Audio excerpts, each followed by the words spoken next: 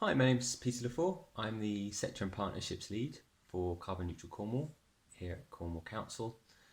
In the Carbon Neutral Cornwall team, we're responsible for developing Cornwall Council's response to the climate emergency and progressing our commitment to working towards carbon neutrality by 2030.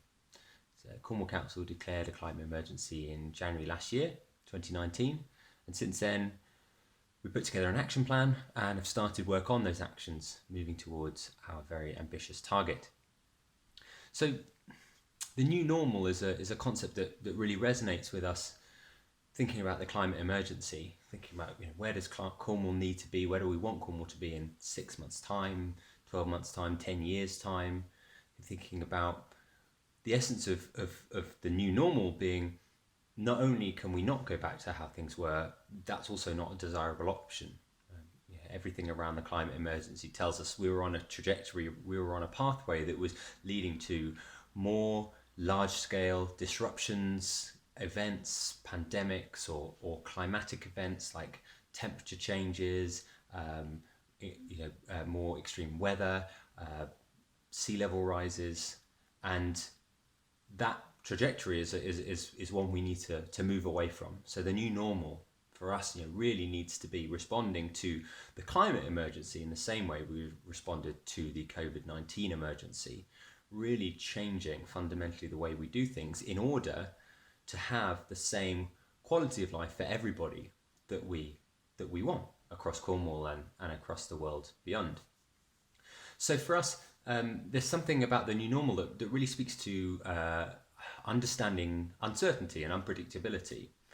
All of the research about the climate emergency tells us that these events are more likely to happen as the temperature in the atmosphere rises, our emissions increase.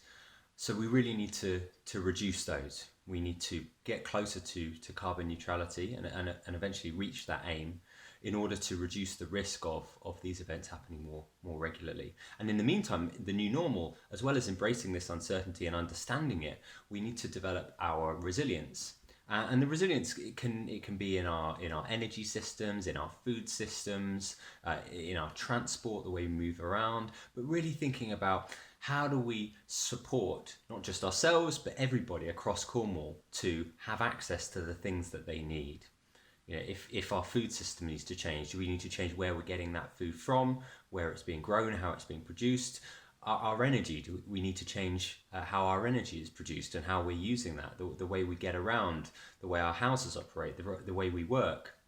And here at Cornwall Council, there are certain things that we can do in-house to lower our own emissions and reduce those in terms of the buildings that we have or the way our staff function, but really our response to the climate emergency and the new normal we need to see involves a response across Cornwall from everyone, not just the council, but from individuals, businesses, absolutely everybody needs to adapt the way that they live to develop this resilience so that we are more able to respond to shocks in a positive way.